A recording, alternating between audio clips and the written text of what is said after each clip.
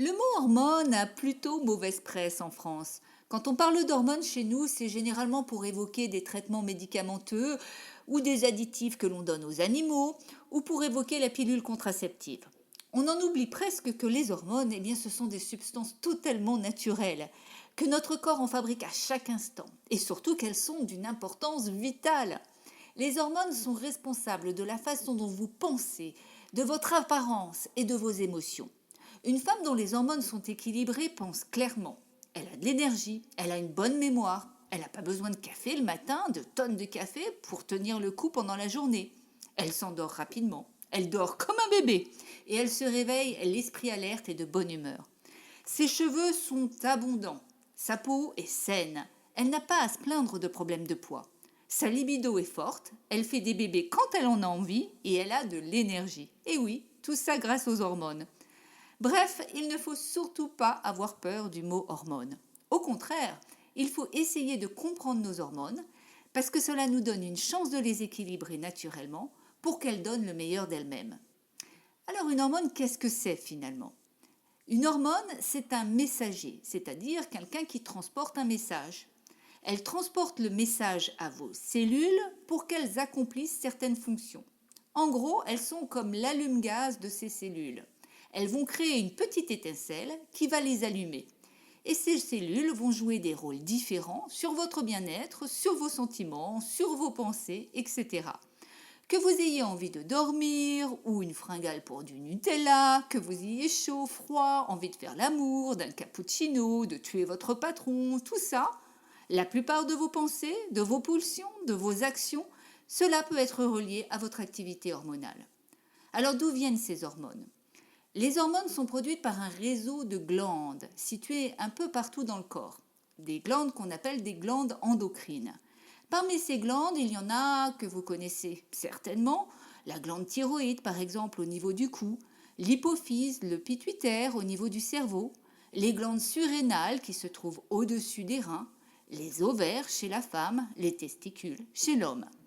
Les hormones sont sécrétées par ces glandes endocrines, puis elles vont directement dans le sang. Dès lors, elles seront acheminées vers les organes et les tissus pour accomplir certaines fonctions. Bref, elles déclenchent la petite étincelle au niveau des cellules. Il existe d'autres acteurs. Certaines autres parties du corps jouent un très grand rôle sur les hormones. Par exemple, la masse graisseuse. Eh oui, on n'y pense pas forcément, mais une bonne partie de votre masse graisseuse, c'est-à-dire le montant de graisse corporelle dans votre corps, agit également comme une glande endocrine. Ainsi, certaines formes d'oestrogènes sont fabriquées directement à partir de cette masse graisseuse. C'est pourquoi le fait d'être en surpoids ou trop mince a une incidence sur vos hormones. De la même manière, vos hormones vont influencer votre masse graisseuse. Non seulement votre capacité à prendre ou à perdre du poids, mais également l'endroit où vous allez le prendre ou le perdre. C'est pourquoi, en fonction de la répartition de votre masse graisseuse, la forme de votre corps, par exemple si vous avez plutôt une forme de poire ou une forme de pomme, eh bien vous pouvez repérer l'influence de certaines hormones plutôt que d'autres.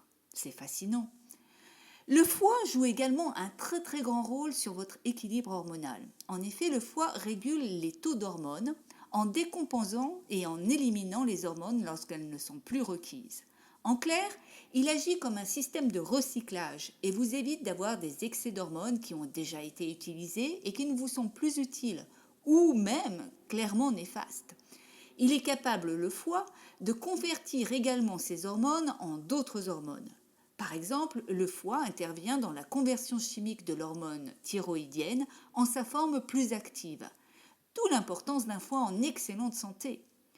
Votre flore intestinale joue également un grand rôle sur votre santé hormonale. Et oui, l'état de vos intestins, de votre flore intestinale, joue un rôle clé. On considère ainsi que le microbiote intestinal, c'est-à-dire l'ensemble des milliards de bactéries qui peuplent votre tube digestif, est en fait une sorte de glande endocrine à part entière. Il contrôle la production de nombreuses hormones et peut au contraire l'empêcher. Par exemple, le microbiote vous permet de fabriquer certaines formes d'oestrogènes qui sont protectrices, comme l'estriol, et il permet la détoxification d'oestrogènes potentiellement dangereuses. En clair, Un microbiote au top peut réduire les symptômes d'une ménopause difficile et jouer un rôle protecteur contre certains cancers. Grâce à un microbiote au top, vous fabriquerez ainsi plus facilement de la progestérone et certains neurotransmetteurs, comme la sérotonine ou la dopamine. Cela va favoriser votre fertilité et cela va optimiser votre humeur et amenuiser vos risques d'acné. C'est pourquoi le bien-être hormonal dépend du bien-être digestif. En clair, votre digestion favorise vos hormones. Alors comment les hormones font leur travail? Les hormones s'attachent à des récepteurs au niveau des cellules. Ces récepteurs sont comme des clés. Elles permettent d'activer la cellule. Elles lui donnent un ordre. Certains tissus sont plus riches que d'autres en certains récepteurs hormonaux. Par exemple, chez la femme, les seins, l'utérus, les os ont plus de récepteurs pour l'oestrogène. Ces récepteurs sont en théorie faits pour une hormone spécifique et une seule. Par exemple, il existe des récepteurs spécifiques pour la progestérone qui vont donner l'ordre à une cellule d'accomplir une fonction spécifique, par exemple vous apaiser parce que la progestérone est une hormone apaisante. A priori, une autre hormone, allez, on va dire la testostérone, ne peut pas rentrer dans ce récepteur. Elle ne peut pas lui donner un ordre. Le récepteur ne l'acceptera pas. Mais ça, c'est la théorie. C'est ce qui se passe quand tout va bien. En fait, il existe plusieurs manières de brouiller les pistes. Premièrement, certaines substances, qu'on appelle les perturbateurs endocriniens, peuvent imiter certaines hormones et peuvent rentrer dans le verrou alors qu'elles ne devraient pas. Ou le verrou peut être faussé, il peut être déformé et la bonne hormone ne peut plus y rentrer. C'est pourquoi vous aurez un niveau satisfaisant de telle ou telle hormone dans le sang, mais elle n'accomplira pas sa fonction et elle ne marchera pas. Et ça, c'est le cas par exemple en cas d'inflammation généralisée du corps. Les hormones ne sont jamais isolées. Elles ne travaillent jamais en vase clos. Elles dépendent toujours des autres hormones. Elles ont une vie sociale très active. Si une hormone est en déséquilibre, cela va forcément avoir des répercussions sur les autres hormones. Par exemple, imaginons que vous êtes stressé. Alors il est probable que vos glandes surrénales au-dessus des reins vont sécréter beaucoup de cortisol, l'hormone du stress. Si ce stress se répète de manière régulière, un des scénarios possibles sera que votre thyroïde va être affectée. Mais cela peut également avoir une influence sur votre insuline. Cela dépendra essentiellement de votre carte génétique. Ce qui est sûr, cependant, c'est qu'on ne peut pas analyser les hormones de manière séparée, isolée. Elles fonctionnent ensemble. Et le déséquilibre d'une hormone va créer toujours un effet Lego et affecter en cascade les autres hormones.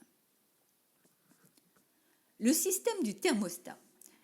Votre système nerveux est en constante communication avec votre système endocrinien. En d'autres termes, ce que vous pensez, ce que vous ressentez dépend de vos hormones et vice-versa. Le lien entre ces deux systèmes est l'hypothalamus, une partie du cerveau qui fonctionne comme une glande. Elle va simuler elle-même une autre glande dans le cerveau qui s'appelle l'hypophyse. On considère généralement que l'hypophyse est comme le général en chef, la glande maîtresse. Elle est capable de produire des hormones qui vont agir sur énormément d'autres glandes. Elle peut agir sur la thyroïde, les ovaires, les testicules, les glandes surrénales. Votre cerveau joue donc un rôle immense sur votre reproduction et sur votre métabolisme. Mais ce système est à double sens. Les ovaires et la thyroïde vont communiquer en retour au cerveau pour s'auto-réguler. C'est un peu comme un thermostat. Le système central envoie de la chaleur à votre radiateur, mais s'il fait trop chaud, il est capable de le percevoir et d'abaisser la température. Ainsi, le cycle féminin est une constante circulation entre les ovaires et votre cerveau. Le cerveau stimule et produit par exemple de la FSH, une hormone qui dit aux ovaires de se développer ou de développer les ovocytes en première partie du cycle. Mais les ovaires produisent de l'oestrogène en réponse et cet oestrogène dit au cerveau que le niveau est suffisant et qu'il est temps de commencer l'ovulation. En clair, c'est toujours un système à double sens. Ce système d'autorégulation n'existe pas qu'entre le cerveau et les ovaires, ou entre le cerveau et la thyroïde. Il peut même exister entre votre masse graisseuse et votre cerveau. Par exemple, la masse graisseuse, le montant de gras dans votre corps, sécrète de la leptine, une hormone qui circule dans le sang vers votre cerveau et va vous permettre de réguler ou de stimuler votre appétit. En clair, on voit que les hormones n'agissent pas en vase clos, elles communiquent entre elles et directement avec le cerveau. Mais on voit également que beaucoup de facteurs peuvent avoir une influence sur les hormones. Notre alimentation, parce qu'elle va permettre à vos glandes de créer des hormones et de les réguler, mais également le sommeil par son influence sur le cerveau, votre exposition à des toxines qui peuvent perturber vos récepteurs hormonaux, ou l'état de votre foie, ou celui de votre système digestif, ou votre cerveau, votre niveau de stress et votre niveau d'inflammation. Et ça, c'est plutôt une bonne nouvelle quand on y réfléchit. Pourquoi ? Parce que quand on regarde, on peut agir sur ces différents facteurs. Cela veut dire que contrairement à ce qu'on nous dit souvent, on peut agir directement sur nos hormones. On peut avoir une influence. Nous pouvons agir. Et parce que les hormones travaillent tout ensemble, il suffit d'optimiser certains de ces facteurs pour avoir un impact global sur l'équilibre hormonal.